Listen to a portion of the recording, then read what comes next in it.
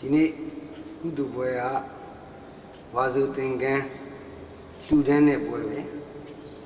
ဒီနေ့ဝါစုသင်္ကန်းလှူတဲ့ပွဲဝါစုပွဲကတော့ထူးခြားခြားလို့ပြောရမှာပဲဗျာမိုးတဲ့ရေတဲ့ကိုတကယ်ကိုဝမ်းမြောက်ဝမ်းသာနဲ့စိတ်ပါလက်ပါအင်တိုက်အားတိုက်ကုသိုလ်ပြုနေကြတာဆိုတော့မိုးတဲ့ရေတဲ့ဝါစုပွဲလို့တောင်ဆိုရမလို့ဖြစ်နေပြီကာရမတွေကဒီကုလုံးမိုးရေတွေဆူရွှဲပြီးတော့ဘုရားစိတ်ပူတာအခုကဘာတုတ်ကွေဝက်တုတ်ကွေဟာဝက်တုတ်ကွေဖြစ်နေတာဆိုတော့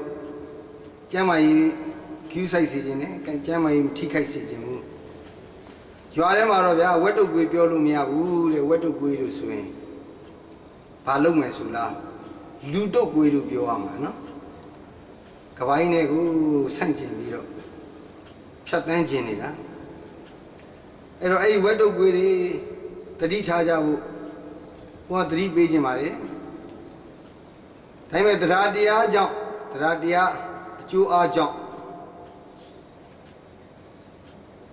ဘေးအန္တရာယ်တွေကင်းပြီးတော့ကျန်းကျန်းမာမာဆောင်ရွက်နိုင်ကြပါစေဆိုတော့ဒကာမတွေကလည်းပဲမိုးရေတွေဆူရွှဲပြီးတော့ဘာလို့သင်္ကန်းတွေလှူဒန်းကြအောင်မယ်တရားတွေလည်းပဲနာကြအောင်မယ်လာလျှောက်တဲ့အခါဖုန်းကလည်းဟောယုံပါပဲဗျာဘုန်းကိုယ်တိုင်ကမိုးကြောက်တာဆိုတော့နေတော့ထိန်းသိမ်းဆောင်ရွက်ရမှာပါလေဆိုတော့ဒီနေ့လှူဒန်းကြတဲ့ပွဲဝါစုသင်္ကန်းစက္ကပ်ပွဲလို့ဆိုတော့ကဘုန်းတို့ဗုဒ္ဓဝါဒဗုဒ္ဓဘာသာကိုကဘာလဲဆိုရင်ကိုလုပ်တဲ့အလုပ်ကိုသိနေဖို့ကိုပြောတဲ့စကားကိုသိနေဖို့ကိုတွေးတဲ့တွေးခေါ်တဲ့ကြံစီတွေကိုသိနေဖို့တတ်နိုင်ဆုံးတတိလေးနဲ့ဉာဏ်ဥဆောင်ပြီးတော့ဆောင်ရွက်ဖို့မြတ်စွာဘုရားဘုန်းတို့ကိုယ်ွယ်ယုံကြည်တဲ့ဗုဒ္ဓဟာတခြားဘာသာတွေနဲ့မတူဘူးဖန်ဆင်းရှင်မဟုတ်ဘူးမဟာလူသားကနေဖြစ်တာဘာကွာတယ်လဲလူနဲ့ဘာကွာတယ်လဲအဲ့ပြောတာဆိုတာလောက်တာကိုင်းတာတွေးတော့ခေါ်တာအားလုံးဉာဏ်ကဥဆောင်ပြီးတော့အမြဲတမ်းလုံနိုင်လို့မဟာလူသားဖျားဖြစ်တယ်ဆိုဘုန်းတို့ကမြတ်စွာဘုရားကိုယုံကြည်တယ်ကြည်ညိုတယ်လေးစားတယ်ဆိုရင်မြတ်စွာဘုရားလိုပဲလမ်းစဉ်တိုင်းပဲတတိလေးထားပြီးတော့ဉာဏ်ရှိသွားပြီးဆောင်ရွက်ရဒါမှအကျိုးများမယ်ဗုဒ္ဓဘာသာဝင်ဗုဒ္ဓဝါဒီစစ်ဖြစ်မယ်ဆိုတော့အခုဝါဆိုသင်္ကန်းကတ်လူတယ်ဆိုရင်ဝါဆိုတယ်ဆိုတာဘာလဲသင်္ကန်းဆိုတာဘာလဲဒါလေးတော့သိထားဖို့လို့နော်ဒါလေးပြီးတဲ့ခါကျဩငါတို့လုံနေတာဟာဒါပါလားလို့ဆိုတဲ့ခါကျတော့မှတကယ်ကိုအဓိပ္ပာယ်ရှိနှစ်သာရရှိအကျိုးရှိဆောင်ရွက်ရတဲ့သဘောဖြစ်တယ်ဆိုဝါဆိုရဲဆိုတာကဘုန်းတို့ကကဲဝါဆိုရဲကြားနေရမလားဘုန်းကြီးတွေဆိုတာလားလူဆိုတာ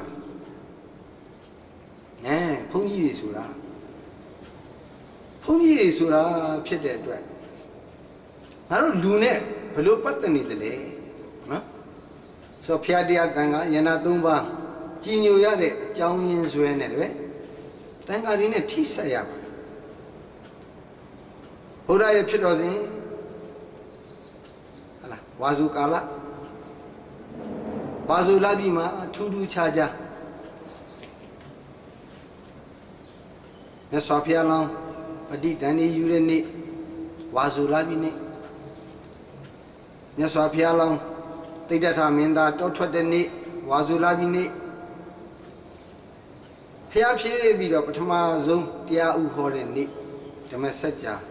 တရားဟောတဲ့နေ့ရလည်းပဲဝါစုလာပြီနေ့ဒီလိုထူးခြားတဲ့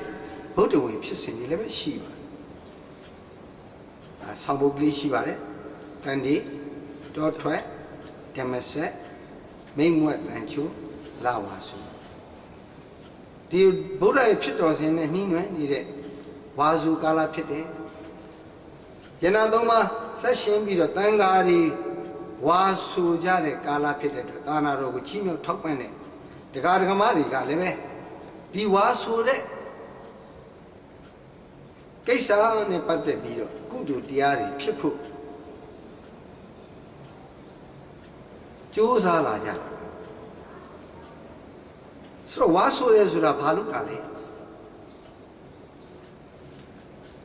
တန်ဃာတော်တွေယဟန်တော်တွေဝါဆိုရဲဆိုတာအဋိဋ္ဌံနဲ့နေလိုက်တာဒိဋ္ဌံပြုလိုက်တာဘာဒိဋ္ဌံလိုက်တာလဲအမြတ်စွာဘုရားရှင်ကိုအာယုံပြုပြီးတော့လျှောက်ထားတန်ဃာတော်ချင်းချင်းလျှောက်ထားဝိုင်းတာဓုခေါ်တိမှတ်ပြုဗါလေဘုန်းတို့တရင်သုံးနေတဲ့နေရအဝန်းအဝိုင်းနေနမိတ်တစ်ခုကျောင်းပယ်တော်တစ်ခုအဲ့ဒီအတွင်းမှာဟလားဝါဇုကာလဝိရတိ3လပတ်လုံးဝါဇုကာလဗလားဝါဇုကာလ3လနော်3လပတ်လုံးရက်ပေါင်း90တိတိဒီဒိဋ္ဌံပြုထားသောနေနမိတ်ပြင်ပကိုထွက်ပြီးတော့ညအိမ်ညနေမသွားပါဘူးဒီတတ်မှတ်ထားတဲ့ဝါဇုစီးလို့ခေါ်တယ်တတ်မှတ်ထားတဲ့နေနမိတ်ထဲမှာပဲတရင်သုံးနေပါမယ်ဖျားလို့ဆုံးဖြတ်ပြီးတော့နေလိုက်တာဘုန်းတော်ဝါဆိုရလို့ခေါ်တယ်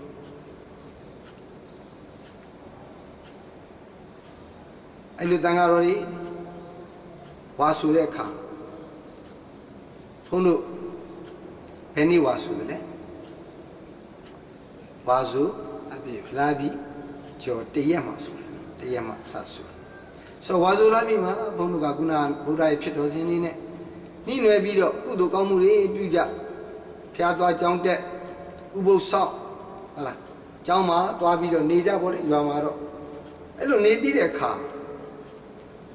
ဒါပြီးကျော်တရက်ညနေလောက်ကြာတော့ဘုန်းတို့ကတန်ဃာတော်ရဟန်းတော်တွေက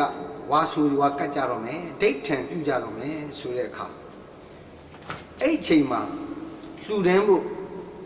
ဝါဆိုပန်းနော်အဲ့ဝါဆိုတဲ့တန်ဃာတွေလှူဒန်းဖို့ဝါဆိုပန်းဆိုတာ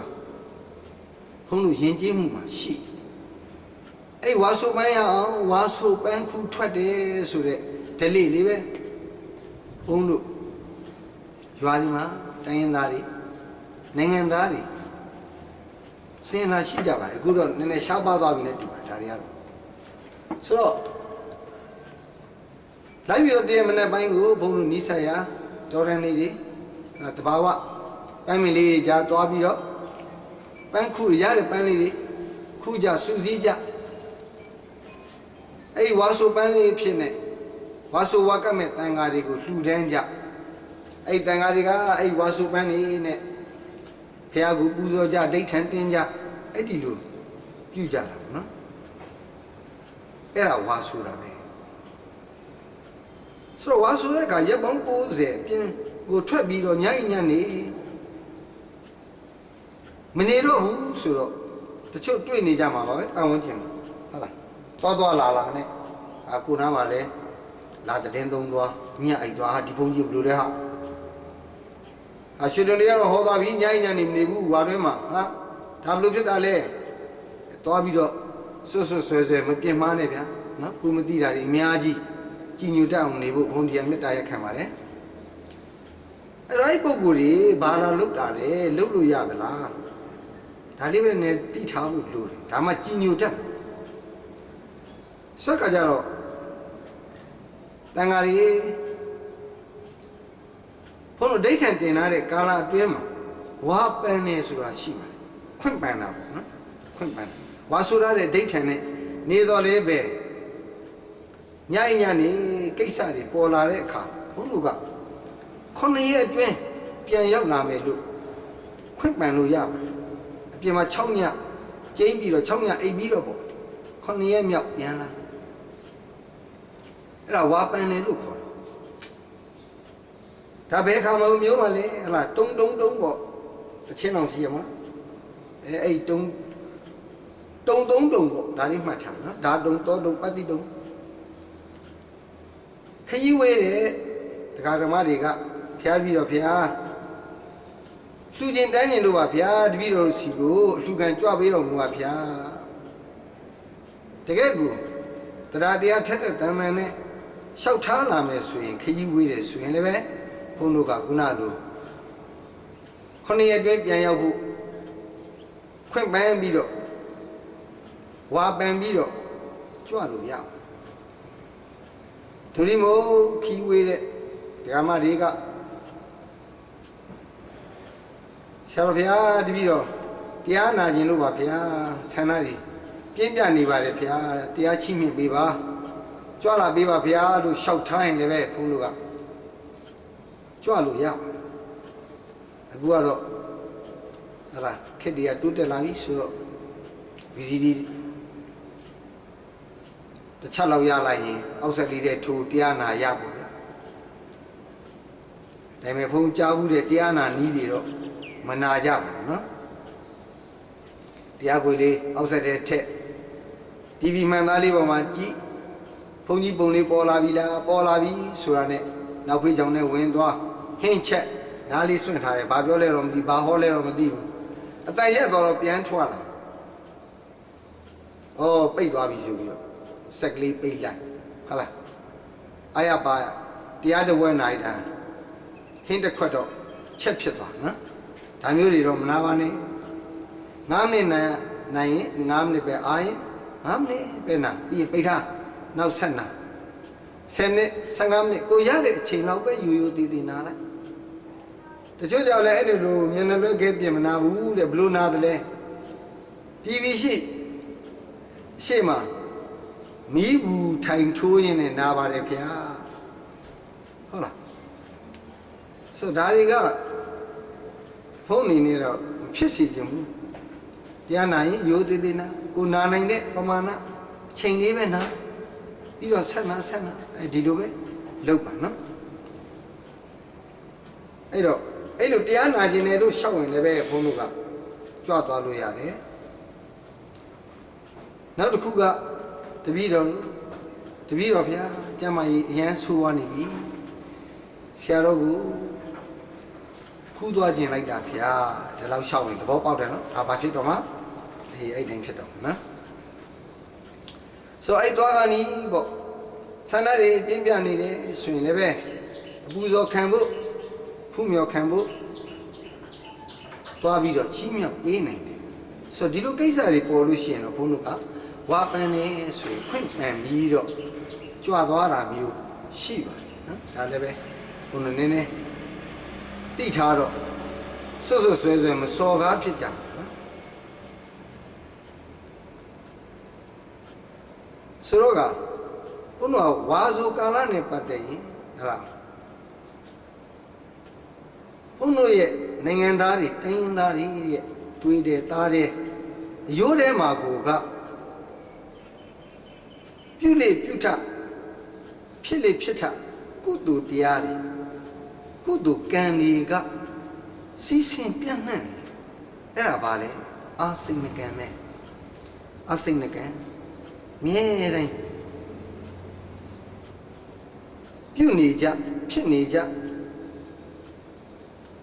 အဲ့ဒါပါလေဝါဆိုပြီးဝါဆိုတော့မယ်လို့ကြားတာနဲ့ကိုပဲဘုန်းတို့ကဘာဖြစ်ဟာဒါဆိုရင်ငါတို့ဝါဆိုသင်္ကန်းကဲရတော့မယ်ဟာဝါရဲမှာတော့ငါတို့ဥပုသ်ဆောင်ရမယ်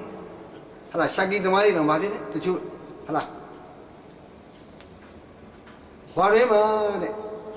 မတောက်တော့ဘူးဟာလားဘုံကြောင်းသားမှာတကားတယောက်ရှိဘူးနော်အယောအစားနဲ့သူကဝါရင်းသုံးလာတော့ရှောင်းတယ်အဲ့တော့ဝါဝင်တော့မယ်ဆိုတာနဲ့တပြိုင်နဲ့တည်းတစ်ပတ်လောက်ကိုပိုက်စိတ်တိုက်ပြီး24နာရီတရဇက်တောက်ပြတော့တာမလားဝါရင်း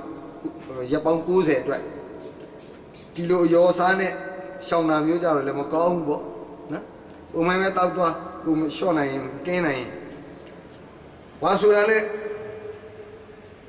ရှောင်းတော့မယ်ဆိုရှောင်းလိုက်ပေါ့နော်ဒါပြီးတာဆွဲကဘုန်းတို့ကဒီအစိမ့်နကံကုသိုလ်ဒီလှုံ့ဆော်လာတယ်တရားတရားတွေတိုးပွားလာအောင်စိတ်ဆော်ပေးလာတဲ့အခါကျတော့ဘုန်းတို့ကုသိုလ်ပွဲတွေဖြစ်တယ် ရွာမှာလည်းပဲဒါလုံနေကြပါပဲဝါတော့ရောက်တော့မယ်ဝါဆိုတော့မယ်ဆိုရင်ဒါဒီကုသိုလ်တွေလှုပ်ဖြစ်ကြတာပဲတော်တော်များများဆိုအဲ့ဒါဝါဆိုတဲ့ကာလဝါတွင်ကာလကရိုက်ခတ်နေတဲ့ကုသိုလ်အရှင်တွေပဲတချို့လည်းပဲဗါလဲဝါတွင်မှာဘယ်လိုစားလဲတတ်လို့စားနော်တတ်လို့စားစသဖြင့်ကုသိုလ်တွေကိုအမျိုးမျိုးရှာပြီးတော့ယူကြတယ်ကိုတက်နိုင်တဲ့လောက်ကြင်ကြံပွားများအားထုတ်ကြဆိုဒီဝါတွင်ကာလမှာဘုန်းတို့ဘာလုပ်ကြမလဲဒီမှာအကြောင်းတရားတွေတိုက်ဆိုင်ပြီးတော့ဆင်ပြေတဲ့ကာလပေါ့ဆင်မပြေလည်းလုပ်လို့မရဘူးအဲ့ဒါတချို့နေရာတွေရှိနေပဲဘုန်းကြီးမပင်ရတရားပွဲမလုပ်ရအလှူတဲမလုပ်ရမင်္ဂလာမဆောင်ရဟုတ်လားဒီလိုနေရာတွေရှိတဲ့အခါကျတော့ဒီဖိနှိပ်မှုတွေအောက်မှာတက်နိုင်ဆုံးကုသိုလ်ဖြစ်အောင်ကြိုးစားကြတယ်ဒီကုသိုလ်တွေကပိုထူးပါတယ်ရေကြမြေကြနိုင်ငံခြားမှာရောက်နေတဲ့အချိန်ကိုယ့်ရဲ့ရိုးရာဓလေ့ထုံးစံကုသိုလ်တွေကြိုးစားပြီးပြုတော့အခုဘုန်းတော်ဝါဆိုသင်္ကန်းလှူဒန်းနေပွဲမဖြစ်ဖြစ်အောင်ကြိုးစားကြတာနော်ဘုန်းကြီးဘက်ကလည်းပဲအခက်ခဲတွေရှိတယ်လို့တခါကလည်းဒီဘက်မှာလည်းပဲခက်ခဲတွေအများကြီးပေါ့နော်ဆိုတဲ့အခါကျတော့ဘုန်းတော်ကအဲ့ဒီခုနကပြောတော့ဘာရင်ကာလဝါဆိုကာလနဲ့နီးလာရင်ပြုလေပြုထပြုမြဲဖြစ်တဲ့ဝါဆိုသင်္ကန်းလှူဒန်းတာလှူဒန်းတဲ့ကုသိုလ်တွေပြုတော့မယ်ဝါဆိုရဲဆိုတာဘာလဲဒါလေးသိထားနော်ဝါဆိုဝါကတ်တဲ့အဲ့ဝါဆိုဝါကတ်တဲ့တန်ဃာတွေကိုအာယုံပြုပြီးတော့တန်ဃာဂုံကိုအာယုံပြုနိဗ္ဗာန်ကြီးမှန်းသင်္ကန်းကိုလှူဒန်းမယ်ဒီလိုအဲ့ဒါဝါဆိုသင်္ကန်းလှူဖြစ်ဆိုသင်္ကန်းဆိုတာလည်းပဲကိုကသိထားရဒီသင်္ကန်းမလှူဘူးဗျာကဲဘုန်းကြီးတွေလည်းပဲအဲ့ဒါယဟန်တော်တွေလည်းပဲဒီသင်္ကန်းပဲဒီဇိုင်းကလည်းအသစ်မရှိနော်ခေတ်ကမမီအဲ့တော့အယောင်မျိုးမျိုးဒီဇိုင်းမျိုးမျိုးနဲ့လှူရင်ကောင်းမှာပဲဆိုပြီးတော့ကဲဟလာဘောင်းမီနဲ့စပို့ရှက်နဲ့လှူရင်မကောင်းဘူးလားမရဘူးဟုတ်ပြီနော်မရဘူးသင်္ကန်းပဲလှူရဆိုဒီသင်္ကန်းဟာဘုန်းလူကဘုဒ္ဓတိထားရဒီအခါကျရင်စဉ်းစားဆင်ခြင်ကြပြီးတော့မှလိုက်နာကျင့်ကြံကြဒီလိုအဆင့်ဆင့်သွားနော်ဆိုတော့သင်္ကန်းဟာဘယ်တုန်းကပေါ်လာတယ်လဲမြတ်စွာဘုရားကရောဘာဝတ်သွားတယ်လဲဘာကိုဆင်မြန်းတယ်လဲဒါလေးသိရနော်မြတ်စွာဘုရားဘာဆင်မြန်းတယ်လဲသင်္ကန်းပဲဆိုတော့ဟာလာဘောင်းဝီဝတ်တဲ့စပုတ်ဆက်ဝတ်တဲ့ဘုရားထွင်ပြီးတော့မကိုးကွယ်ခြင်းပါနဲ့ဗျာနော်သင်္ကန်းနဲ့ပဲဘုရားဖြစ်တယ်ဆိုဘုန်းတို့ဗုဒ္ဓဝါဒဗုဒ္ဓဘာသာမှာကဘာပေါင်းများစွာရှိနော်မြတ်စွာဘုရားပါရမီဖြည့်တာတောင်မှအနည်းဆုံး၄သိန်းချီကဘာတသိန်းပါရမီဖြည့်ရတယ်ဆိုတော့ဒီကဘာတွေပြတ်သွားတယ်ပြန်တီးလာတယ်ကဘာပြတ်တယ်ကဘာပြန်ပြီးတော့တီးတယ်အဲ့ဒီလေကဘာစပြီးတီးတဲ့အခါအဲ့ဒီမှာကဘာဥစမှာသူကဘုန်းတို့ကဒီကဘာမှာဖျားပွင့်မယ်မပွင့်ဘူးဆိုတဲ့နမိတ်တွေပါလာကဘာစတီးတာနဲ့စတီးတာနဲ့နော်အဲ့တော့ဘာပါလာတယ်လဲဆိုရင်ဘုန်းတို့ယဉ်ကျေးမှုမှာယဉ်နီးပြီးသားဖြစ်နေတဲ့ဘဒုံမှာကြာပြီးပွင့်ကြတယ်နော်ကဘာဥစတီးတဲ့အချိန်မှာဘဒုံမှာကြာပွင့်လေးတွေပေါ်လာတယ်အဲ့ဒီပေါ်လာတာတပွင့်ပေါ်ရင်တဆူပွင့်မယ်ပေါ့နှစ်ပွင့်ပေါ်ရင်နှစ်ဆူပွင့်မယ်ပေါ့စသည်ဖြင့်၃ပွင့်၄ပွင့်၅ပွင့်ထိရှိတယ်နော်ဒီကဘာမှာ၅ဆူပွင့်မယ်ဆိုတာဘုန်းတို့ဗဒ္ဒကဘာလို့ခေါ်တယ်ဘုန်းတို့ကဘာမှာ၅ဆူပွင့်မယ်ဆိုတော့ကြာ၅ပွင့်ပေါ်တယ်လို့ဆိုတယ်နော်အဲ့လိုကြာတွေပွင့်တယ်လို့ပဲတပြိုင်နက်တည်းမှာဘုန်းတို့သင်္ကန်းပါအဲ့ဒီမှာပေါ်တယ်ဒါကြောင့်မို့လို့ငါတို့လှူတဲ့သင်္ကန်းဆိုတာကဘာတိဇကဘာဥအစမှာကိုကပုပ္ပနမိတ်အဖြစ်နဲ့ပေါ်ခဲ့တဲ့ဖျားပွင့်တဲ့ကဘာမှာပေါ်တဲ့သင်္ကန်းမျိုးပဲဒီသင်္ကန်းကိုငါတို့လှူဒန်းရတယ်လို့အာရုံပြုတာနော် ထို့တူဒီသင်္ကန်းကိုပဲဟလားသာသနာ့ဘအခါသာသနာမရှိတော့ဘူးအဲ့ဒီမှာဘုရားလောင်းကဘုရားဖြစ်ဖို့ကျင့်ရတာကိုဆိုတော့ဘုရားတဆူပွင့်ဖို့ပြန်ကျင့်တယ်ဘုရားလောင်းတောထွက်ကြတယ်ဘုရားလောင်းနေတောထွက်တဲ့အခါဒီသင်္ကန်းကိုပဲဘုရားလောင်းဆိုတာကဘုန်းတို့မြို့နယ်စံနှစ်ခုပဲဖြစ်တယ်တစ်ခုကမင်းနေပူဇော်ခံရတယ်ပရောဟိတ်ပညာရှိမျိုးမှာဖြစ်တယ်နောက်တစ်ခုကမင်းမျိုးမှာဖြစ်တယ်ဘုန်းတို့ကကိုယ်ွယ်နေတဲ့ဗုဒ္ဓဂေါရမဗုဒ္ဓသည်တိဋ္ဌထမင်းသားဘဝနဲ့ဘယ်မျိုးနွယ်မှာဖြစ်လဲဆိုရင်မင်းမျိုးမှာဖြစ်တယ်ဆိုမင်းမျိုးဆိုတော့ကဲတောထွက်တယ်ဆိုရင်ကောင်းမိတ်ညွန့်မိတ်ဟလာပြည့်ပြည့်စုံစုံချမ်းချမ်းသာသာနေတဲ့မင်းကောင်းမင်းမြတ်တွေဖြစ်တဲ့မင်းဟလာဘုန်းတို့ကြားဘူးနေကြရှိပါလေဗါလေရေရချီတဲ့မင်းတို့ဟလာယူထားတဲ့မင်းတို့တော့မပါဘူးပေါ့ဗျာဆိုတော့ဒီလိုမင်းကောင်းမင်းမြတ်တွေနဲ့ပြည့်စုံချမ်းသာတဲ့မင်းသားအဖြစ်နဲ့တောထွက်တာဆိုတော့ဘုန်းတို့နန်းကိုနန်းစားနဲ့မင်းကိုမင်းစားနဲ့ထွက်တာအဲ့ဒီမှာဘုန်းတော်ကလာဆန်တော်ကြီးပေးမယ်ဒါယဉ်နီးပြီးသားပါဘုန်းတို့ယဉ်ကျေးမှုမှာရှိနေပြီးသားဘုရားလုံးတိတ်တထမင်းသားတောထွက်ပြီးတော့ဟလာဆန်တော်ကြီးပေးမယ်စသည်ဖြင့်ဝလဲတော်ကြီးလဲမယ်အဲ့ဒီဝလဲတော်လဲမယ်တရားကျင့်တော်မယ်ဆိုတဲ့အချိန်အဲ့ဒီမှာဘာဝတ်ကိုပြောင်းဖို့မှာလဲဒီလိုဖန်ရည်စွန်းတဲ့အဝတ်သင်္ကန်းကိုလဲလှယ်ပြီးဝတ်ဆင်ပြီးတရားကျင့်ပါဖျားလို့ဆောင်ရွက်မယ်အပိုင်းအဲ့ဒီအပိုင်းဟာဘသူကလာပြီးတော့ကတ်လှူတာလေကြားဘူးသလားကြားဘူးရတယ်နော်ပါဇာဖျားတွေရှိနေပါတယ်ဖျားနော်ဆိုတော့မြမကြီးဂတိကာရမြမကြီးနော်အဲ့ဒီမြမကြီးကခုနကကဘာဦးအစမှာပေါ်ခဲ့တဲ့သင်္ကန်းကိုဆောင်ယူလာပြီးတော့ရှေးရှေးဖျားရှင်များလည်းပဲတရားကျင့်တဲ့အခါဒီဝတ်လဲတော်ကိုလဲပြီးတော့ဒီဖန်ရစွန်းတဲ့သင်္ကန်းနဲ့တရားကျင့်ပါတယ်ဖျားလျှောက်ပြီးတော့လာလဲဖို့လှူတာဗျဆိုတော့ငါတို့လှူတဲ့သင်္ကန်းဟာဒီလူရှိတယ်ဖျားမဖြစ်မီကလေးကဖျားလောင်မှန်သမျှကြင့်ကြံပြီးတော့ဟာလားကြင့်ကြံတဲ့ကာလတစ်လျှောက်လုံးဝတ်ဆင်ရတဲ့သင်္ကန်းပဲဒီသင်္ကန်းနဲ့ပဲဖျားဖြစ်တယ်ဖျားဖြစ်တဲ့တတန်းတစ်လျှောက်လုံးမှာလည်းပဲဒီသင်္ကန်းပဲဆင်မြန်းသွားတယ်ဒါသိရနော်ဆိုတော့ငါတို့လှူတဲ့သင်္ကန်းဒီလိုသင်္ကန်းမျိုးပါလားဒါအာယုံပြုထားထို့တူမြတ်စွာဘုရားဟလာအခုမရှိတော့ပါဘူးပြိဋိဘံပြုသွားသာသနာတော်ထားခဲ့မြတ်စွာဘုရားအဆုံးအမတွေရှိနေသမျှသာသနာတော်ရှိနေသမျှမြတ်စွာဘုရားရဲ့သားတော်တွေသာသနာဝန်ထမ်းတွေယဟန်ဆိုတာရှိတန်ဃာတော်တွေယဟန်တော်တွေကလည်းပဲဘာဝတ်တယ်လဲသင်္ကန်းမဲ့ဝတ်ရတယ်နော်ယဟန်တော်တွေတန်ဃာတော်တွေဘောင်းမီဝတ်ချင်တယ်တီရှပ်ဝတ်ချင်တယ်ဆိုရင်တော့အဲသာသနာပြတ်ဖို့နော်ဆိုတဲ့ခါကျတော့ဘုန်းတို့ကဒီယဟန်တော်တွေယဟန်ဖြစ်ဖို့အတွက်ယဟန်တွေသုံးဆောင်ရတယ်အသုံးအဆောင်ဒါဘုန်းတို့သိပြီးသားပဲနော်ပရိခရာ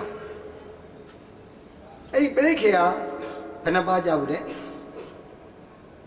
10ပါးနော်အများဆုံး10ပါးကြဘူးကြနော်တချို့ကျမ်းတွေမှာတော့9ပါး10ပါး17ပါး12ပါးရှိတယ်ဆိုတော့အဓိက10ပါးပေါ့နော်အဲ့ဒီပရိခရာ10ပါးမှာဘုန်းတို့အကျမ်းလေးမှတ်ထားနော်တပိတ်တစ်လုံးသင်္ကန်း3တယ်နော်တပိတ်တစ်လုံးသင်္ကန်း3တယ်ဒါ၄မျိုးရသင်္ကန်း3တယ်ပါလေဘုန်းတို့ဟလာနှစ်ထပ်သင်္ကန်းလို့ခေါ်တဲ့အကွက်စိတ်ကလေးလေးနဲ့ဖန်တီးထားနော်ဘုန်းတို့တွေ့ရဘုန်းတို့နိုင်ငံမှာပဲရှိတော့တယ်ဒီနှစ်ထပ်သင်္ကန်းကထေရဝါဒ9နိုင်ငံဘုန်းကတာနာပြုကြွ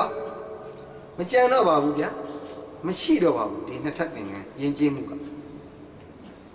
အပေါ်ယုံတဲ့သင်္ကန်းမျိုးပဲအပူတစ်ထည်နောက်တစ်ထည်ထပ်ထည့်ထားနော်အဲ့တစ်ခုထပ်ချုပ်ပြီးတော့ နေထွေဖြစ်အောင်လုပ်တာမျိုးတော့ရှိတယ်သို့တော်လည်းပဲဒုက္ကုတ်သင်္ကန်းလို့ခေါ်တဲ့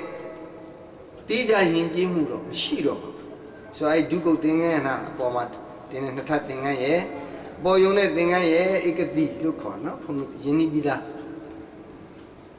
အောက်မှာဝတ်တဲ့သင်္ပိုင်ပေါ့နော်သင်္ပိုင်ရဲ့ဧကတိရဲ့ဒုက္ကုတ်ရဲ့အဲ့သင်္ကန်းသုံးတဲ့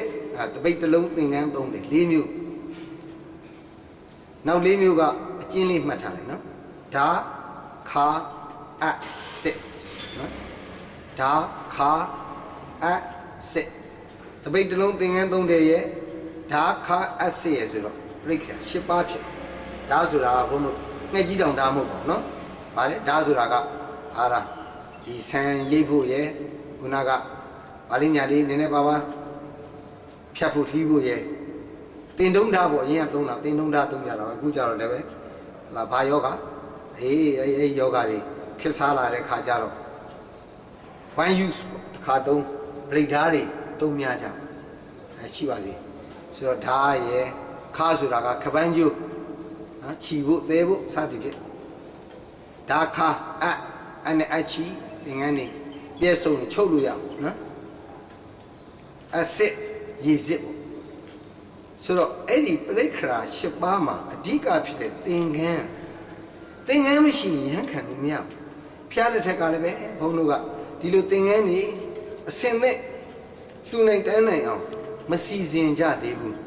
သာသနာအစမှာလည်းပဲသင်္ကန်းလှူခွင့်မရှိသေးဘူးရဲ့ပန်းတူသင်္ကန်းမဲ့ကိုရှာဖွေပြီးသုံးဆောင်ကြ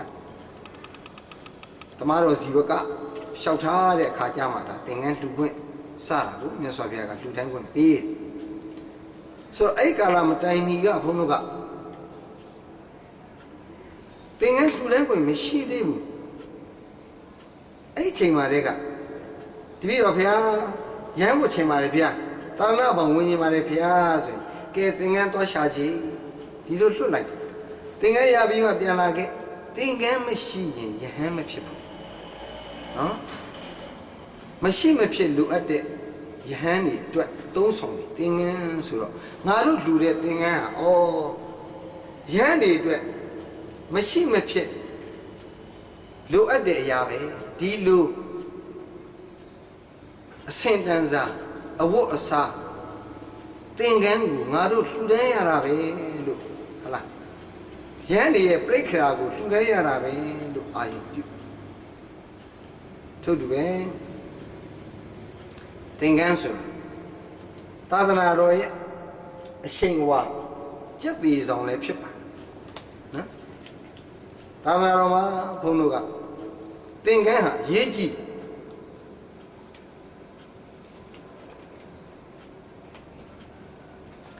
ယဟန်တူလာယဟန်စစ်လာခဏထားအဲ့ဒါခဏထားလိုက်ဘုန်းတို့တာမန်အားဖြင့်ရေပုံရအားဖြင့်နော်လူလားဘုန်းကြီးလားခွဲခြားမယ်ဆိုရင်ဘုန်းတို့ဒီသင်္ကန်းနဲ့ပဲခွဲခြားရနော်ဆိုရပါစို့ရွှေတွန်တရားလားရှာတော်တရားဒီသင်္ကန်းသုံးဆောင်ရတာညင်းငွေလာပြီမိုးချင်တော်ဘူးပေးသမောင်းတခါကြီးဘောင်းမီတစ်ထည်လောက်ဟလာမင်းဘယ်မျိုးစားကောင်းလို့ကွာစပုတ်ရှာကောင်းစားလေးဟဲ့လားအဲ့ဒါလေးဝတ်စပုတ်ရှာလေးနဲ့ဘောင်းမီလေးနဲ့ကဲဝတ်ပြီးတော့ကော့ထွက်သွားမယ်ဗျလက်တွေတော့ဘာပြောမလဲဟာဆရာတော်ဘယ်ထွက်မလို့လဲဗျဘယ်သူမေးမလဲမမေးဘူးဘာမေးမလဲဟာဘယ်တော့လူထွက်လိုက်တာလဲဟုတ်ပြီလားဒါပဲမေးဘူးဘာဖြစ်လို့လဲဖုန်းကြီးပဲနော်အဝတ်တစားပြောင်းသွားပြီစပုတ်ရှင်နဲ့ဘောင်းပြီဟလာ3 quarter ပဲဖြစ်ဖြစ်ဂျင်းပင်ပဲဖြစ်ဖြစ်ဟလာခုနဒီနာတော့ဆုတ်ထားဖြဲထားလိုက်သေးတယ်ခင်မိအောင်ဟုတ်လားဝတ်သွားလိုက်ဘယ်သူမှဖုန်းကြီးလို့မတတ်မှဘူးယဟန်လို့မတတ်မှဘူးနော်ထို့တူပဲဒီတွေကတကားတယောက်ရောက်ပေါ်ဗျာတည်ထားပါတော့အကြောင်းနေမညီမညွတ်စိတ်တွေညစ်လို့ကဲเจ้าရောက်လာဗျကတုံးရိတ်လိုက်အခုလှူတဲ့သင်္ကန်းမျိုးဟဲ့လားရှိတဲ့သင်္ကန်းကောက်ပတ်သိမ်ဝင်တာတို့အဲ့ဒါတရဏဂုံတီတာဘာမှမလုပ်ဘူးဘာမှမလုပ်ဘူးဒါလေးဝတ်ပြီးတော့ဖုန်းအပြင်ထွက်သွားလိုက်ဟုတ်လားဟာကိုတယောက်ကြီးဘယ်တော့က ုန်းကြီးဝတ်လိုက်တာလေဘယ်တော့ကဒုံလဘောက်ဝတ်လိုက်တာလေဒါပဲမင်းဘာဖြစ်လို့လဲသင်္ကန်းပတ်တာဟုတ်ပြီနော်ဒီသင်္ကန်းဟာအဲ့ဒီလိုဘုန်းတို့အစွမ်းရှိလူနဲ့ဘုန်းကြီးကိုခွဲခြားပြတယ်နော်နောက်တစ်ခုသင်္ကန်းရဲ့အစွမ်းစာရန်စင်မင်းဘုန်းတို့ကြားဘူးနေကြပါနော်စာရန်စင်မင်းသူ့တရဘူးဘာမှုစုသောနုတ်ထူမှုဆိုနော်အဲ့သောနုတ်ထူမှုဆိုကမြားနဲ့ပြက်တက်ပြီးတော့သူသိတယ်ဟဲ့လားသူဝမ်းပိုက်အောင်မှာမုတ်ဆိုးရှိနေရဆိုတာဒီနစ်တက်လိုက်သေုံပဲပြားပြီးတော့အယုသားတခြားစီဖြစ်မှာဒါပေမဲ့နင်းမတက်ဘူးဗျာနော်နင်းမတက်ဘူးအသက်ဘေးကနေလွတ်သွားချမ်းသာရပေးလိုက်တယ်ဘာဖြစ်လို့လဲကိုယ့်ကိုရံမှုတဲ့ကိုယ့်အသက်ကိုတတ်တဲ့ဒူကိုတောင်မှသူတော်ကောင်းစိတ်ရှိတဲ့ဆင်မင်းဟာမနှင်းတက်ဘူးလွတ်ပေးလိုက်တယ်ဘာကြောင့်လဲတောနုထူမှုဆိုသည်သင်္ကန်းပတ်ထားဟုတ်ပြီနော်သင်္ကန်းပတ်ထားဆိုတော့ဒီသင်္ကန်းတွေ့တဲ့အတွက်သူတချမ်းသာရပေးလိုက်တယ်သင်္ကန်းဟာဒီလိုအစွမ်းရှိနော်ဘုန်းတို့ကဒီသင်္ကန်းဟာဒီလောက်ထိအကျိုးတရားတွေပေးနိုင်တယ်အစွမ်းတွေရှိတယ်ဆိုတာသိထားရင်ကြီးညိုတတ်ဖို့ပါကြီးညိုတတ်ဖို့နော်ဘုန်းတို့ရွာထဲမှာကြားနေမှာပါပဲနော်တန်ခါချင်းအချင်းချင်းသွေးခွဲမယ်ပြဿနာတွေဖန်တီးမယ်ရောင်တော်ပြန်နေနဲ့အတူရောင်ဝုတ်ပြီးတော့ဟာလားကျောင်းတိုက်ဒီမှာဝင်နေတယ်အုပ်စုတွေခွဲပြစ်မယ်ဒါမျိုးတွေရှိမှာပဲအယောင်ဆောင်တွေနော်အဲ့ရောင်ဆောင်တွေမလုပ်ကြပါနဲ့ဘုံဒီကနေမေတ္တာရက်ခံပါမလုပ်ကြပါနဲ့နော်တန်ခါတွေဂိုင်းကွဲအောင်မလုပ်စီခြင်းဘူးဆိုတော့တရားဓမ္မတွေအနေနဲ့ကအဲ့လိုအတူရောင်တွေတွေ့မယ်ဒိုဒီမို့ဖရာဒီမှာဈေးဒီမှာဟလာဘုံတို့ပတ်ချွတ်လို့ခေါ်မှာပေါ့သင်္ကန်းလေးပတ်လိုက်အိမ်ရောက်တဲ့အခါမိသားစုနဲ့နေလိုက်ချွတ်ထားလိုက်နောက်နေ့ကျရင်အဲ့ဒါလေးပတ်လာလိုက်လှူခံစားတယ်ပတ်ချွတ်အဲ့ပတ်ချွတ်တွေနဲ့တွေ့ရင်လည်းပဲကိုလှူဒန်းပြီးတဲ့အခါကျရင်နောက်ဆက်တွဲဘုန်းတို့အာယုံလိုက်ပြီးတော့အကုသိုလ်မဖြစ်စေနဲ့တော့ဘာဖြစ်လို့လဲဘုန်းတို့ငါလှူလိုက်တာဒီသင်္ကန်းကိုဝတ်ဆင်ထားတဲ့သူပဲဒီလိုသင်္ကန်းဒီသာသနာတော်ရဲ့အရှင်ဝါချက်သေးဆောင်ဖြစ်တယ်ယဟန်ဒီမရှိမဖြစ်သုံးဆောင်ရတဲ့ယဟန်တို့ရဲ့ပေးခေယာဖြစ်တယ်သုံးဆောင်ဖြစ်တယ်မြတ်စွာဘုရားကိုယ်တိုင်သုံးဆောင်ခဲ့တဲ့အစဉ်တန်စာဖြစ်တယ်ဒီသင်္ကန်းကိုအာယုံပြုပြီးတော့သာသနာတော်ကိုအာယုံပြုပြီးတန်ခါကိုအာယုံပြုပြီးလှူကလေးကဆိုတော့နောက်ဆက်တွဲကိုယ်နဲ့မဆိုင်ဘူးသူကသူပတ်ချွတ်ဖြစ်ဘာဖြစ်အတူရောင်ဖြစ်သူစရိတ်သူစားသူလန်းသူလျှောက်ယုံပဲသူကံသူခံယုံပဲကိုကလှူပြီးတဲ့အခါမှာစိတ်ကိုပြတ်အောင်တခါတည်းလှူလိုက်ဆွဲကဘုန်းတို့ကဒီသင်္ကန်းဒီအဲ့ဒီလိုအကျိုးတရားတွေရှိတယ်ဆိုတာအာယုံပြုပြီးတော့အမြဲတမ်းဘုန်းတို့ကကြည်ညိုနိုင်တယ်ဆိုရင်ကုသိုလ်တွေအများကြီးဖြစ်နေခုနလိုမဟုတ်မတရားတွေနဲ့တွေ့လာရင်လည်းပဲကိုယ်မှာအကုသိုလ်မဖြစ်နိုင်တော့ထို့တူပဲငါတို့လှူတဲ့သင်္ကန်းဒီလိုမျိုးပါလားဒီလိုဉာဏ်နဲ့ရှင်ပြီးလှူတဲ့အခါကျရင်ပို့ပြီးတော့အကျိုးများပါနော်နောက်တစ်ခါဘုန်းတို့ဟဲ့လားမြတ်စွာဘုရားရဲ့ဖခင်ကြီးခမဲတော်ပေါ့နော်ဖခမဲတော်ဘယ်သူလဲဘုန်းတို့နဲ့ယဉ်ပြီးသားပါနော်သုဒ္ဓောဒနာမင်းကြီးဟဲ့လားသုဒ္ဓောဒနာမင်းကြီးမြတ်စွာဘုရားဖြစ်ပြီးတော့တောထွက်ပြီးတော့ကျင့်နေရစัจ जा မင်းဖြစ်အောင်မလုပ်ကြတဲ့ကတိတ်ကျင့်တတ်တာမဟုတ်ဘူးသူကစัจ जा မင်းရဲ့အဖေပဲဖြစ်ချင်တာပေါ့နော်ဖခင်ရဲ့အဖေတိတ်မဖြစ်ချင်ဘူးဆိုတော့အဲ့သုဒ္ဓောဒနာမင်းကြီးနောက်ဆုံးဘဝဏီကုန်းရောက်ခါနီးနော်ဘုန်းတို့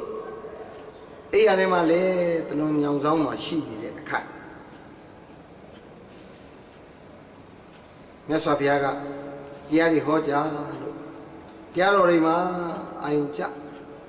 နှစ်သက်ပီတိတွေဖြစ်တရားတရားတွေဖြစ်ပေါ်ပြီးတရားနာလိုက်တာ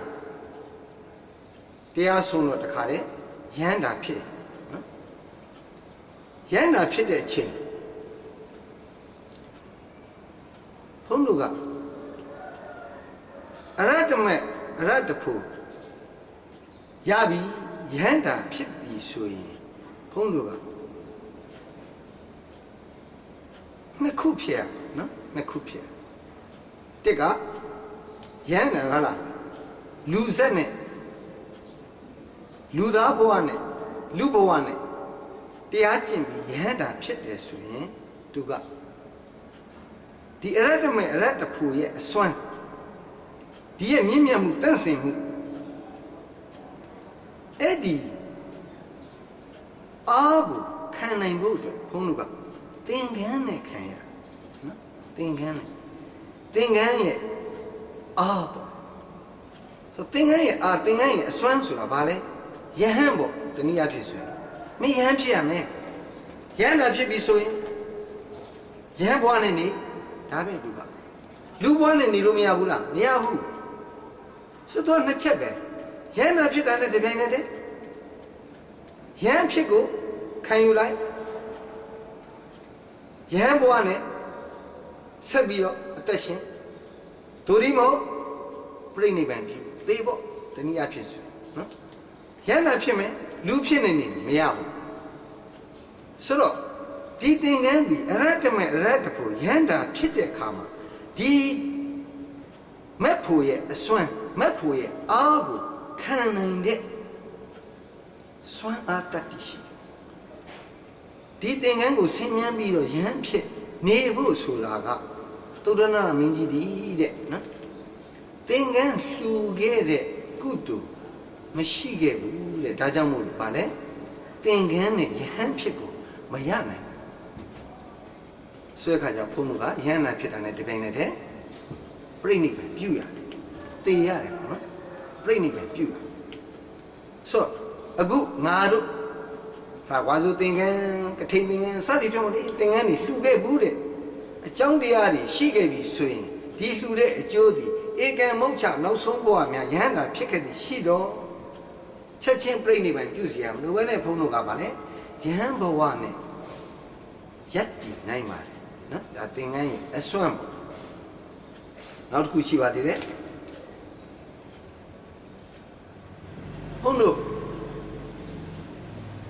ဖះကိုနော်တေချောင်းကြံတာဘူးတေချောင်းကြံတာလေဖះကိုလှုပ်ကြံတဲ့နော်ယင်းနိပိတာပါလေဘုန်းတော်တီးပြီးသားဖဲဒေဝဒတ်ဒေဝဒတ်ကနော်သူကလည်းပဲသာသနာတော်ကြီးတွေကထွန်းကားတဲ့အချိန်မြတ်စွာဘုရားတကုရှင်သောအနုဘော်တော်စွမ်းနေမြတ်စွာဘုရားဂုဏ်တော်စွမ်းနေမြတ်စွာဘုရားဟောကြားတဲ့တရားတော်တွေတရားတော်ရဲ့ဂုဏ်တော်စွမ်းနေဘုရားတရားတန်ခါယရဏဂုဏ်တော်စွမ်းနေနဲ့တကုရှင်သောအနုဘော်တော်တွေနဲ့အရှိန်ဝါတွေသာသနာတော်ထွန်းကားစီပင်နေတဲ့အချိန်သာသနာတော်တွေဝင်တာဗျသူကနော်သာသနာတွေဝင်ပြီးတော့ယဟန်ဝတ္ထာဒီဝတ္တကနော်ယဟန်ဝတ္ထာသာနာကိုကြည်ညိုလို့မဟုတ်ဘူးဖះကိုအနိကလောက်ကြံခြင်းလို့နော်အခုလည်းပဲအဲ့နီးသုံးနေတာရှိမှာပေါ့ဒီဝတ္တနီးသုံးပြီးတော့အနိကပြီးတော့ဟလားဖြုတ်ထုတ်တဲ့လမ်းစဉ်လောက်ချင်လို့လုပ်နေတာလည်းရှိမှာပေါ့ဗျာကဲရှိပါသေးတော့ဆိုတဲ့ခါကျတော့ဘုန်းတော်ကအဲ့ဒီဒီဝတ္တဒီနော်သာနာဘဝင်နေကြည်ညိုလို့မဟုတ်ဘူးဘယ်လိုပဲရှိပါစေဒီသင်္ကန်းကိုသူဝတ်ခွင့်ရဝတ်လိုက်ရဒီဝတ်လိုက်ရတယ်သင်္ကန်းဝတ်လိုက်ရတယ်အကျိုးကိုသူဘယ်ချိန်ကျရင်ခံစားရမလဲဆိုရင်ဘုရားမြတ်စွာဘုရားကိုတေချောင်းကျင်းနေအမျိုးမျိုးဟာလားကံကြီးထိုက်အောင်ကိုစော်ကားခဲ့တဲ့အတွက်ဘာဖြစ်ခံရလဲအေးမြေမြူတယ်မြေမြူပြီးတော့ဘယ်ရောက်နေပြီအဝီစီးရောက်နော်အဲ့အဝီစီးကနေပြီးတော့ခုနကနော်သာသနာကိုမကြည်ညိုသေးဘူးဒါမကြည်ညိုတဲ့စိတ်မရှိဘဲနဲ့ခဏတာရမ်းခံလိုက်တဲ့အခွင့်လေး ရလိုက်တဲ့အကျိုး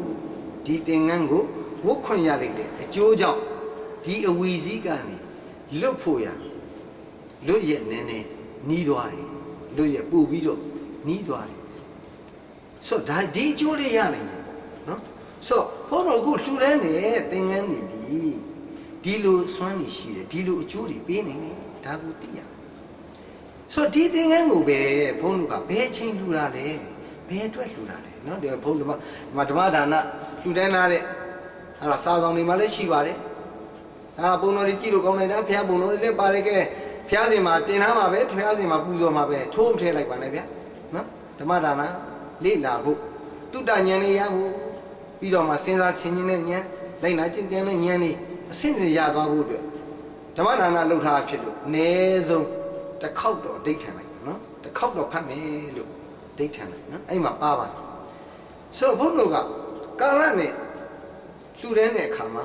ဒီမှာသင်္ကန်းတွေအမျိုးအစားအများကြီးပါပါနော်မိုးရေကန်သင်္ကန်းအခုအဲ့ယဉ်ကျေးမှုကမရှိတော့ဖြစ်နေပါပြီဘုန်းတော်တရားတရားနဲ့လှူတဲ့သင်္ကန်းတရားနဲ့လှူတဲ့သင်္ကန်းတွေရှိဝါစုသင်္ကန်းရှိနော်ကထိန်သင်္ကန်းရှိကထိန်သင်္ကန်းဆိုတာဘုန်းတော်ကထိန်ကာလတစ်လအတွင်းမှာလှူရဝါစုသင်္ကန်းဘုန်းတော်တာမန်သိတာပါလေဝါစုလာပြေဝန်းကျင်ဟလားဝါဝင်ကနီးဝါတွင်အဲ့လောက်ဘုန်းတော်အာယုံကြအဲ့လောက်သိကြတာမန်နော်အမှန်ကတော့မြတ်စွာဘုရားခွင့်ပြုခဲ့တာကိုအကြောင်းပြုပြီးတော့ဘုန်းတော်လေ့လာပြီးတော့ဆုံးဖြတ်ကြမယ်ဆိုရင်ရှေးဆရာတော်ကြီးများကတချို့ကဆုံးဖြတ်ပေးကြထက်ကရာဖွင့်ကြတစ်နှစ်ပတ်လုံးလှူဒန်းနိုင်တဲ့သင်္ကန်းဒီဗါတယ်လေဝါဆိုသင်္ကန်းနော်ဆိုတော့ဘုန်းတော်ကဒီဝါဆိုကာလဝါရင်းကာလလေးကိုကြောင်းပြုပြီးတော့အာစိန်နကံကုသိုလ်က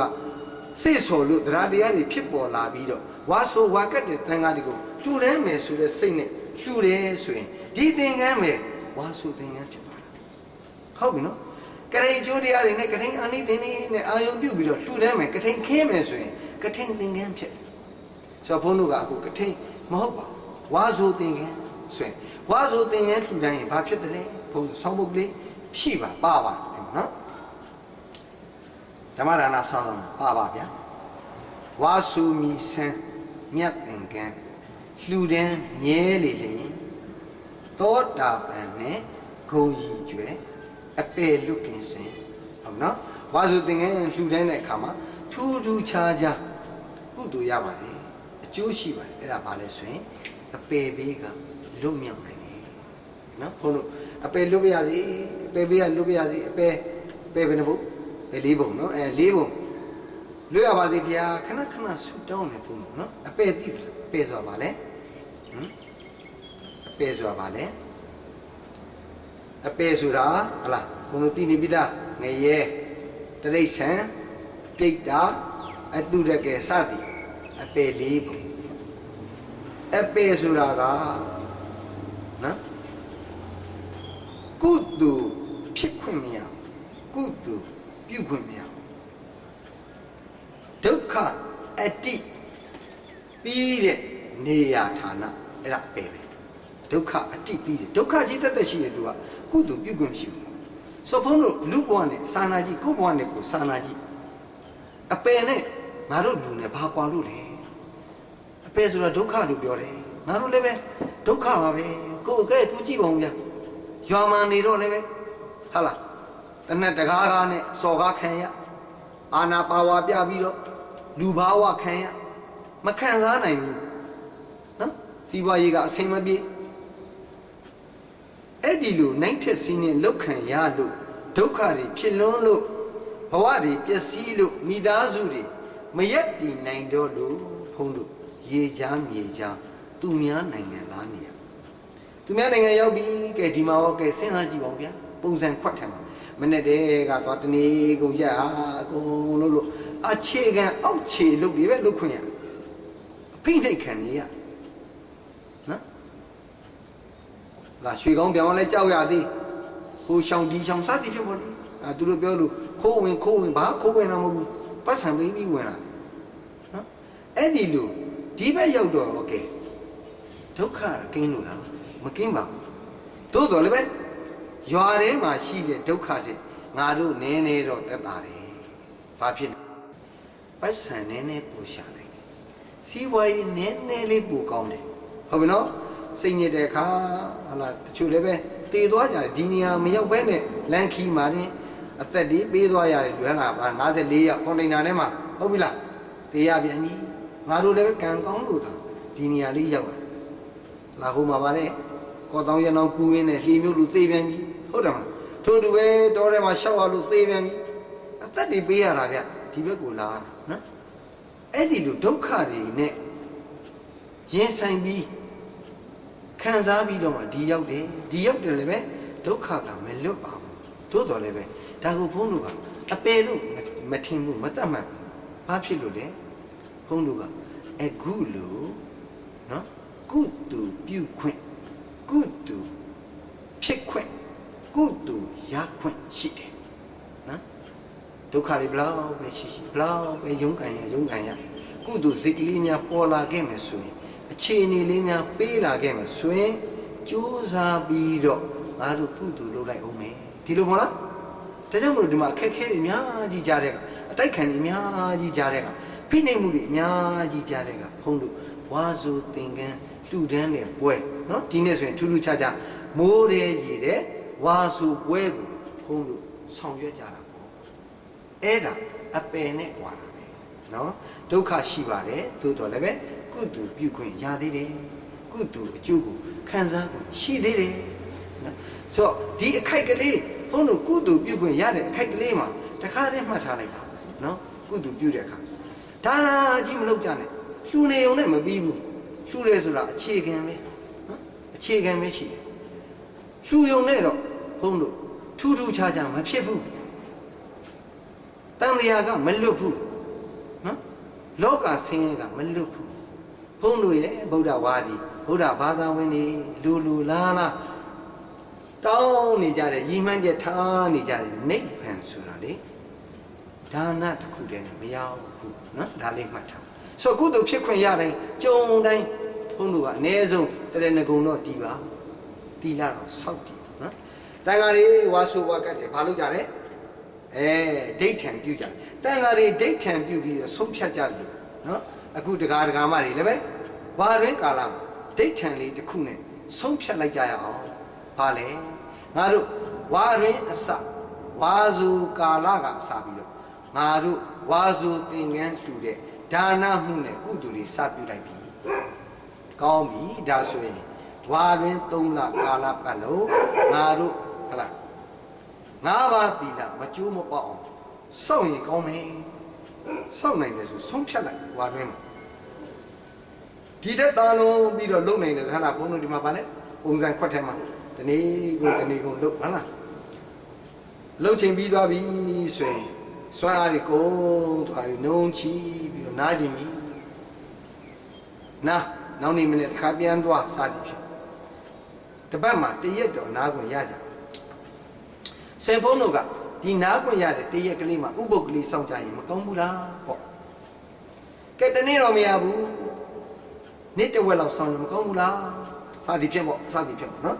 ဆိုတော့ငါးပါးသီလကိုဝါရင်း3လမကျိုးမပေါက်မပြောက်မကြားရအောင်တစ္ဆာဆိုနိုင်လောက်တဲ့ဆင်ရအောင်ငါတို့သီလကိုစောင့်တည်မယ်လို့ဆုံးဖြတ်ရင်လည်းပဲသာဓုခေါ်မှာပါပဲဒိုဒီမို့ငါတို့နားရက်ကလေးမှာဥပုပ်စောင့်ဖြစ်အောင်ကြိုးစားမယ်လို့ဆုံးဖြတ်နိုင်ရင်လည်းပဲသာဓုခေါ်ရမှာပါပဲနော်စသည်ဖြင့်သီလကိုလည်းပဲကုတူယူနိုင်အောင်ဝါရင်း3လနည်းနည်းလေးဆုံးဖြတ်လိုက်ကြပါနော်ဘုံဒီကနေပြီးတော့တိုက်တွန်းခြင်းမေတ္တာရက်ခံခြင်းထို့သူကုသိုလ်ပြုခွင့်ရတဲ့အခါဘာဝနာလည်းပဲပြုနော်ဘာဝနာလည်းပဲပြုဘာဝနာဆိုဘုံက2မျိုးရှိနော်2မျိုးဘုရားရှိခိုးဘူးသလားရှိခိုးဘူးပါတယ်နော်ဘုရားရှိခိုးမယ်ပတိကုတ်သလားပတိကုတ်ပတိစိတ်တာပါပဲနဲ့ဒီဘုန်းကြီးကြမှာပတိကုတ်တယ်လားပြောဟုတ်လားဆိုတော့ပတိစိတ်တယ်ဆိုရင်ကာယကံဝစီကံမနောကံကံ3ပါးလုံးတကယ်စိတ်အဲ့ဒါပတိစိတ်ကံ3ပါးမညီဘူးဆိုရင်တော့ပတိကုတ်ပဲဖြစ်တယ်နော်ဆိုကြပါစို့ဘုလိုဗုဒ္ဓဂုဏ်တော်တစ်ပါးပါပွားကြပါစို့ရနော်အရဟံပွားမယ်ဆိုရင်ဥပမာအရဟံဂုဏ်တော်ပွားမယ်ဆိုရင်နှုတ်ကလည်းပဲပြည်သားအရဟံလို့ရွတ် ခုနကဟာလားအရှိန်နဲ့အလုတ်ဖြစ်ရုံရန်အဲ့လိုတွေလည်းရွတ်နေနဲ့ပီတကြည်ညိုပွဲဖြစ်အောင်ရွတ်လေးဖြတ်တဲ့ပုံစံမျိုးနဲ့နော်နှုတ်ကလည်းပဲအရဟံတို့ပီတရွတ်စိတ်ကလည်းပဲအရဟံရွတ်တာနဲ့တထတက်လိုက်ပြီးတော့ဩပူဇော်ခံတတ်တယ်ဖေရပဲလူမင်းနဲ့မင်းဗမာမင်းတွေရဲ့ပူဇော်ထူးကိုခံတတ်တယ်ဖေရပဲလို့မြတ်စွာဘုရားဂုဏ်တော်ကိုတထက်တဲချမနောကံကလည်းပဲအရဟံဝစီကံကလည်းပဲပီအရဟံရွတ်မယ်ကာယကံကလည်းပဲငြိမ့်တက်ရေးတွက်မှုလုပ်မယ်ဆိုရင်ပတိကိုအရေးအတွက်တလုံးချအဲ့ဒါမှပတိစိတ်တာဖြစ်တာဟုတ်ပြီနော်အဲ့လိုမဟုတ်ဘဲနဲ့နှုတ်ကလည်းရွတ်ချင်းများရွတ်စိတ်ကလည်းပဲကဘာပတ်သွားတာဒီကရွတ်တာရွတ်နေတာကဘာပတ်နေဖုံတွေ့ဘူးပါဗျာပတိစိတ်နေရင်းနဲ့ဟလားကဘာပတ်လွန်ပြီးအိပ်ပျော်သွားတာလက်ထဲကပတိပြုတ်ကြနော်ဘုန်းကြီးတငယ်ချင်းပါပဲနော်ပြုတ်ကြသွားပြီးတော့ဗာလေနိုးလာတော့ပြန်ကောက်တယ်ခုနကပြုတ်ကြသွားတဲ့အပတ်မပါဘူးဟုတ်ပြီလားဒါမျိုးတွေနဲ့မလုတ်စီခြင်းဘူးဘုန်းကတော့မလုတ်စီခြင်းဘူးနော်ဒါပေမဲ့လုံးဝမလုတ်တဲ့လူထက်ဆိုင်တော့ပေါ့ဗျာဒီလိုတွဲရမှာနော်ထားပါရှိပါစေဆိုတော့ဘုန်းတို့ကဗာလေပရိစိတ်တယ်ဆိုအဲ့ဒီလူစိတ်အာယုန်လေးတစ်ထက်တစ်ချောင်းစိတ်နော်တချို့ဘုန်းတွေ့ဘူးပါပတိကိုတလုံးချင်းမဟုတ်ဘူးသူကပတိကုတ်တာ၄၅လုံးအပြုတ်လိုက်ဆွဲပြီးစိတ်နော်အာရည်ရွယ်ချက်နဲ့စိတ်တယ်မသိဘူးဘုန်းဒါမမေးကြည့်ရသေးဘူးကာယကံရှင်နော်ဆွဲကဒါဘုန်းတွေ့ပါတကူထိုင်းနိုင်ငံမှာလည်းပဲဆရာတော်ကြီးတစ်ပါးထူးခြားတွေ့ဘူးပါလေဘုန်းနော်ဓာတ်ပုံရိုက်ထားတယ်ဘုန်း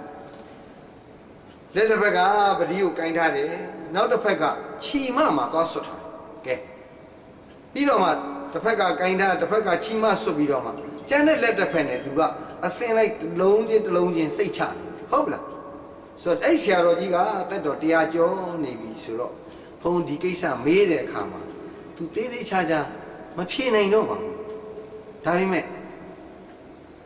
အဲ့ဒီလိုစိတ်နေတာတော့ဘုန်းတွေ့လာခဲ့တာနော်ရှိပါသေးဆိုတော့အဲ့ဒီလိုပတိစိတ်ဓာတ်တို့ဖျားရှိခိုးတာတို့နော်မေတ္တာပို့တာတို့မေတ္တာပို့တယ်ဆိုအကုန်လုံးပါတယ်နော်ကိုယ်နဲ့တဲ့တယ်လူလည်းပါတယ်ကိုယ်တင်းတုတ်တဲ့လူလည်းပါတယ်ကိုယ်မကောင်းကြောင်းပြောတဲ့လူလည်းပါတယ်ကိုယ်တိုက်ခိုက်နေတဲ့လူလည်းပါဒီလူတွေလည်းပါအကုန်လုံးပါ30ဘုံသားပါ9ရက်သားစုပါစသဖြင့်ပေါ့ဗျအဲ့လူတွေအကုန်လုံးကဲငြင်းပါစေပေါ့နော်ကျမ်းမှာချမ်းသာပါစေအန္တရာယ်ကင်းပါစေဟုတ်လားငါတို့မေတ္တာပို့ရင်းနဲ့မေတ္တာတရားကိုလည်းမလေးစားတန်ခါကိုလည်းမလေးစားရိုက်နှက်ဟာလားထုထောင်းတဲ့သူတွေလည်းပဲကဲဒီလိုမဖြစ်ပါစေနဲ့ပေါ့စသည်ဖြင့်အဲ့ဒီလိုမေတ္တာပို့ပေါ့ဗျာအကုန်လုံးပေါ့ဆိုတော့ဒါနမှုလုပ်မယ်ဘုန်းတို့ဘာဝနာတရားပွားမယ်ဆိုရင်ဟာလားဒါနလည်းလုပ်သီလလည်းဆောက်ပြီးဘာဝနာလည်းပွားဘာဝနာပွားရဆိုရင်ဘုန်းတို့ကဘုရားရှိခိုးမယ်ပဋိစိတ်မယ်ဂုဏ်တော်ယူမယ်မေတ္တာပို့မယ်ဒါတမထဘာဝနာလို့ခေါ်တယ်နော်စိတ်ရဲ့တည်ကြည်မှုငြိမ့်သက်မှုရင့်ကျက်မှုတွေနဲ့ဒါတမထလိုင်းလောကီစံဖိညင်လိုင်းတကိုးလိုင်းနော်လွယ်ပြောရင်သူဒီမို့လောကထဲမှာဖောက်ပြန်နေတာအမျိုးမျိုးပျက်စီးနေတာအဲ့ဒီဖောက်ပြန်ပျက်စီးနေတဲ့လောကကလွတ်မြောက်အောင်ကျင့်မယ်လောကတန်တရားကလွတ်မြောက်အောင်ကျင့်မယ်ဆိုတဲ့လမ်းစဉ်အကျင့်လမ်းဘာလမ်းလဲမဂ်ခင်၈ပါးနော်မြစီမာပရိဒရာမဂ်ခင်၈ပါးအဲ့ဒီမဂ်ခင်၈ပါးနဲ့လာအာနာပါနကမ္မထန်စီးဖြန်းပြီးတော့ဝိပဿနာအားထုတ်မယ်ဆိုရင်ဒါကမက်ဖို့လိုင်းလောကုတ္တရာလိုင်းဆိုဘာဝနာတရားမှာတမထဝိပဿနာအဲ့ဒီလိုဘုန်းတို့က2မျိုးရှိတယ်ဆိုငါဒီဝါရင်းမှာပေါ့နေစဉ်တော်လာစားတော့နေထိုင်ရင်ဘုရားတရိယတရားတရိယတန်ခါတရိယဘုဒ္ဓနာကိသမိဓမ္မနာကိသမိတန်ခါနာကိသမိတရိယတိုင်းရွတ်ရှိတယ်ဆိုရင်လည်းဘုရားတရားတန်ခါဒုရိမို့ဘုဒ္ဓစသည်ဖြင့်တရဏဂုံလေးတီးနေအောင်ကြိုးစားဒုရိမို့ဂုံတော်လေးတစ်ပါးပွားဒုရိမို့ဒီနေ့ တချိန်လောက်နော်အိယာထားမှာပဲဖြစ်ဖြစ်အိယာဝင်ကနေပဲဖြစ်ဖြစ်သမင်းစားရင်ဖြစ်ဖြစ်တတိလေးကံပြီးတော့အတိလေးနဲ့ဖြတ်တန်းရတဲ့ဝိပဿနာရဲ့အခြေခံစိတ်ကလေးနဲ့တထတဲ့ငါဘာလုပ်နေတာလဲငါရဲ့ခန္ဓာကိုယ်လှုပ်ရှားမှုတွေကဘယ်လိုဖြစ်နေတာလဲလို့စောင့်ကြည့်ရငါရဲ့စိတ်အစဉ်တွေဘာဖြစ်တယ်လဲလို့ဟာလားငါမှာခံစားမှုတွေဝေဒနာတွေဘာဖြစ်တယ်လဲကိုယ်မှာရှားကြည့်စိတ်ကိုစောင့်ကြည့်ဝေဒနာမှာစိုက်ကြည့်စသဖြင့်အဲ့ဒီလိုတရားတွေတန်ခါယူပြီးတော့ကျင့်ကြံပွားများအားထုတ်ရတဲ့နော်တတိပဌာန်၄ပါးအစပြုသောဝိပဿနာပဲအားထုတ်ဒါဘုန်းတို့ဒီနေ့အသက်ရှူနေရတာလေအသက်ရှင်နေဆိုအသက်ရှူလို့အသက်ရှူတဲ့ဝင်လေထွက်လေရှိတဲ့တာသီးပြားလေးမှာစိတ်ကလေးထားပြီးတော့တည်င်းကလေးကြည့်မယ်တနေ့အနည်းဆုံးငါတစ်ခါတော့ကြည့်ပြအောင်ကြည့်မယ်အဲ့ဒီလိုဆုံးဖြတ်ပြီးတော့ဘုန်းတို့ကဒါနာလေးပြုပါသီလလည်းစောင့်တည်ပါဘာဝနာတရားလည်းပဲပွားများပါမကောင်းဘူးလားဝါဆိုဝါကတဲ့တန်ခါလေးဘာဆုံးဖြတ်တယ်လဲဝါဆိုတဲ့စီပြင်ပဝါဆိုကြောင်ပြင်ပမှာတွားပြီးတော့တရင်မသုံးဘူးညာအိညာဆုံးဖြတ်ပြီးတော့ဝါဆိုဝါကဟာလားအကျင့်တရားတွေကျင့်ကြံကြမယ်စာပေပရိယတ်တွေသင်ကြမယ်ဟာလားပฏิပတ်အကျင့်တရားတွေကျင့်ကြံအားထုတ်မယ်စသည်ဖြင့်အဲ့ဒီလိုဒိဋ္ဌံကြတယ်ငါတို့လည်းပဲဝါရင်းကာလမှာဒါနသီလဘာဝနာကုသိုလ်ပြုကြမယ်လို့ဆုံးဖြတ်ရင်ဒါဝါဆိုဝါကတာပဲဟုတ်နော်ဝါဆိုတဲ့ကာလကိုအကျင့်တရားနဲ့ပူဇော်လိုက်တာပဲဘုန်းတော်ကရှိပြီးသားအများဆုံးရှိနေတာပါလေဒါနာပဲရှိနေတာဒါနာပဲများနေတာတောင်ဘုန်းကတဆင့်တက်ပြီးတော့ဒါနသီလဘာဝနာလေးဒီတဝါမှာလုပ်ကြအောင်ဆိုလို့ဘုန်းကတိုက်တွန်းပါတယ်ဆိုတော့ဒါနတွေပြုတဲ့အခါသီလတွေစောင့်တည်တဲ့အခါဘာဝနာတရားတွေပွားများအားထုတ်တဲ့အခါဘုန်းတို့ကဘာစိတ်ကလေးနဲ့လုပ်နေဒါဘုန်းတရားဒါပြိတ္တတွေတော်များများသိပြီးသားနော်ဒီဓမ္မဒါနဆောင်းဆောင်မှာလည်းပဲပါပါတယ်ပါတယ်ဝမ်းမြဝမ်းသာဉာဏ်လဲပါစိတ်ပါလက်ပါလို့ဟုတ်ပြီ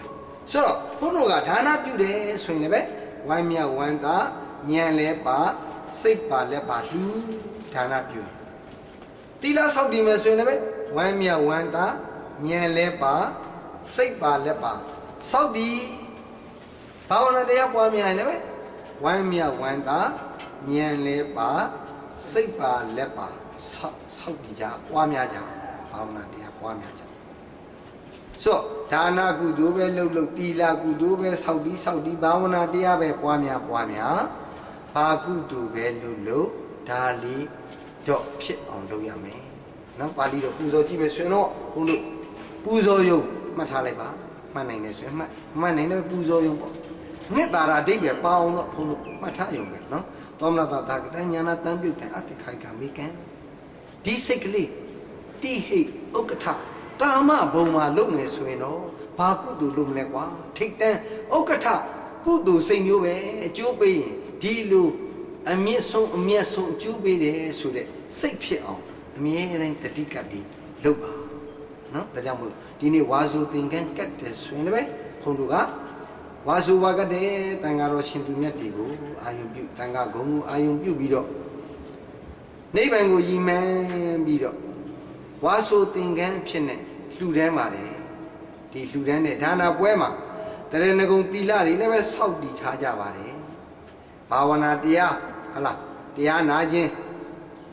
ဟလားဘုံတရားဟောတာလေနော်တရားနာတယ်တရားနာရင်လည်းဆင်ခြင်တယ်တရားနှလုံးသွင်းတယ်ပြီးတဲ့အခါတရားကိုလိုက်ကျင့်အဲ့ဒီလိုနော်တရားတွေနဲ့ဘုန်းတို့ကကျင့်ကြံပွားများအားထုတ်သွားမယ်ဒီအလှပွဲကိုအကြောင်းပြုပြီးတော့ကုသိုလ်၃မျိုးစလုံးဖြစ်အောင်ဒီဝါတွင်မှာကြိုးစားမယ်လို့ဝါဆိုမှာဆုံးဖြတ်လိုက်ရင်ဘုန်းတို့ဒီတစ်နှစ်ဝါဆိုပွဲလုပ်ရတာအကျိုးအများဆုံးဖြစ်မှာပဲဘုန်းကနာကတရားပွဲအစမှာပြောခဲ့တယ်လို့ပဲမိုးရဲရေတဲ့ဝါဆိုပွဲမှာထူးထူးကဲကဲကုသိုလ်တွေရကြမှာပဲလို့အာယုံပြုပြီးတော့နော် ဝမ်းမြောက်ဝမ်းသာဉာဏ်နဲ့ရှင်ပြီးတော့ဉာဏ်ပါပါနဲ့ငါတို့လှူတဲ့သင်္ကန်းဒီဘယ်လိုသင်္ကန်းမျိုးသင်္ကန်းရဲ့အကျိုးတရားဘာသင်္ကန်းရဲ့အစွမ်းဘာတွေလဲဒါတွေကိုအယုံပြုပြီးတော့ဒီသင်္ကန်းကိုဆင်မြန်းပြီးတော့ရန်တော်တန်ဃာတော်တွေဟာလားသာသနာဝန်ထမ်းနိုင်ပါစေသာသနာပြုနိုင်ပါစေစာပေပရိယတ်တိတာဝန်တွေထမ်းဆောင်နိုင်ပါစေပฏิပတ်တိအကျင့်တရားတွေကျင့်ကြံပွားများအားထုတ်နိုင်ပါစေကျမ်းမာရေးကောင်းပါစေဟာလားဘေးအန္တရာယ်တွေကင်းပါစေစသည်ဖြင့်အာယုံပြုပြီးတော့ဉာဏ်နဲ့ရှင်ပြီးတော့ဝမ်းမြောက်ဝမ်းသာဉာဏ်လေးပါစိတ်ပါလက်ပါတက်တက်ကြွကြွစုပေါင်းပြီးတော့လှူဒန်းပြီးမိမိတို့ရဲ့ကုသိုလ်ကိုအကောင်းဆုံးစိတ်ဓာတ်နဲ့လှူနိုင်တဲ့အသည့်တရားနဲ့ရှင်ပြီးတော့ကုသိုလ်ပြုနိုင်သောထေရဝါဒီဗုဒ္ဓဘာသာဝင်သူတော်ကောင်းများဖြစ်နိုင်ကြပါစေကုန်သတည်း